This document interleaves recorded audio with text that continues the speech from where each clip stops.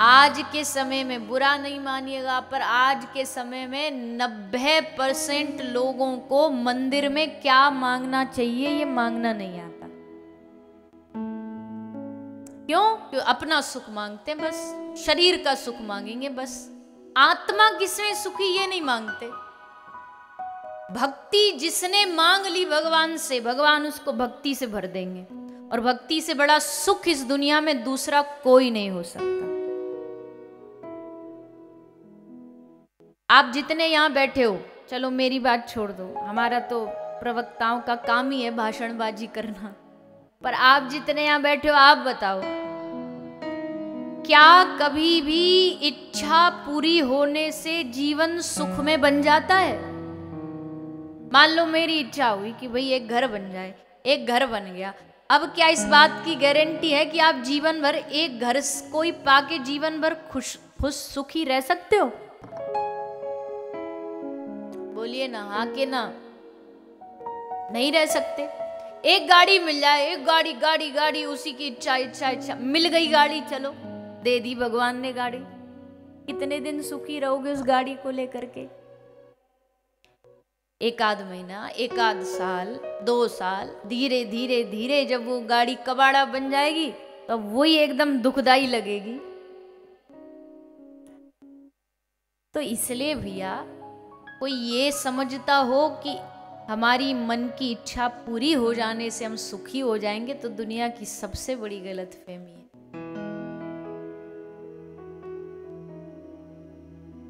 भगवान कहते, शास्त्र कहते, सबसे बड़ा सुख है कि जब व्यक्ति जो जहां जैसा मिल जाए उसमें संतुष्ट हो गया, तो समझो वो दुनिया का सबसे सुखी आदमी।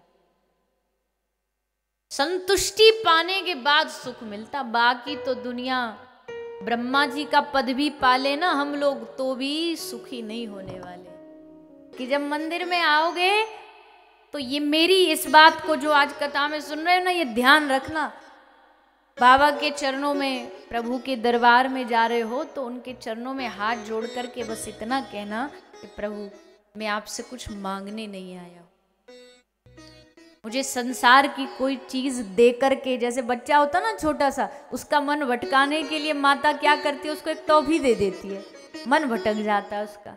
तो भगवान से कहो प्रभु हम मन भटकने वालों में से नहीं, जो हमको टॉफी दे दोगे और कह दोगे मन दूसरी जगह लगा ले, नहीं, मन तो हम आप में ही लगाएंगे, चाहे कुछ भी हो जाए। इतना भी आप हमको टॉफी का लालच दे दो कि भैया तेरा घर बना दूं तेरा, पर प्रभु जब तक तुम नहीं मिल जाओगे तब तक हमारी इच्छा, हमारी मांग खत्म नहीं होगी।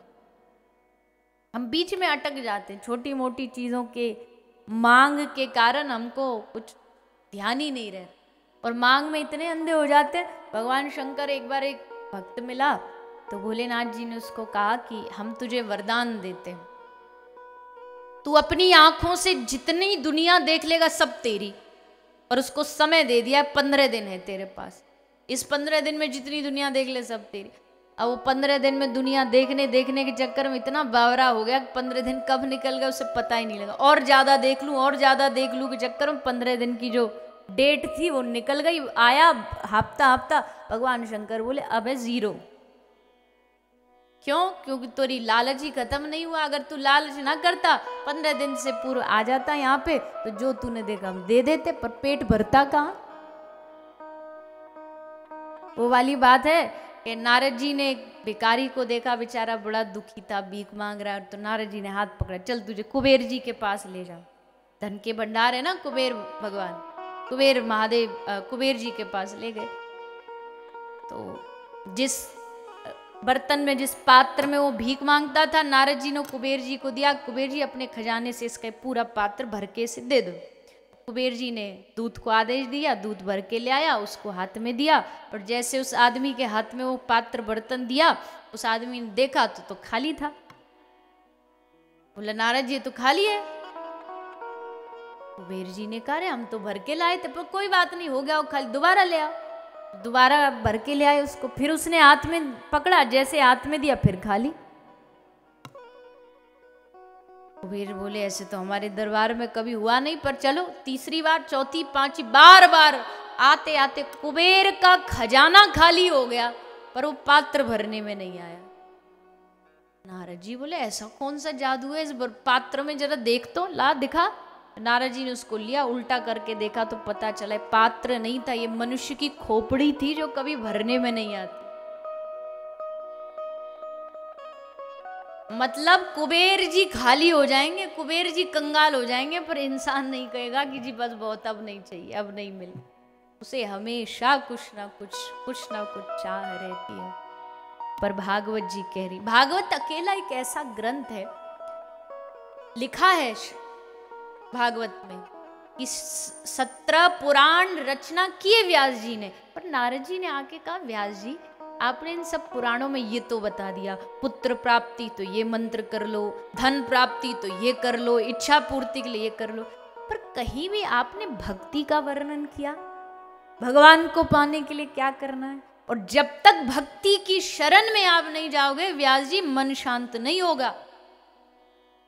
इसलिए ग्रंथ लिखो जिसमें सिर्फ भक्ति के बारे में, इसलिए भागवत भक्ति का ग्रंथ है। भागवत में और कुछ बाकी इधर उधर की चीजें नहीं लिखी हुई कि ऐसा करने से वैसा करने से ये हो जाए वो हो जाए। भागवत कहती है तुम बस हरि का स्मरण करो, तुम बस हरि का भजन करो, उसी से कल्याण हो। इसके अलावा भागवत जी का कोई उपदेश नहीं है। भागवत जी यही सिखाती हैं कि भगवान के चरणों में बैठो और उनसे बस उनके चरणों की भक्ति मांगो।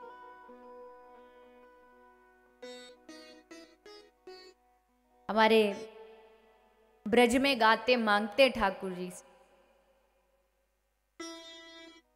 भगवान से कहते हैं प्रभु देखो यहाँ सामने दिव्य दरबार है, श्री श्याम बाबा विराजमान है, सामने साक्षात श्री कृष्ण रूप श्रीमद् भागवत जी विराजमान है, श्री राधा रानी विराजमान है, तो संत महापुरुष विराजमान है। तो ये बात तो पक्की है कि जो यहाँ आज अर्जी लगाओगे, जो निवेदन करोगे, वो अर्जी पास हो जाएगी।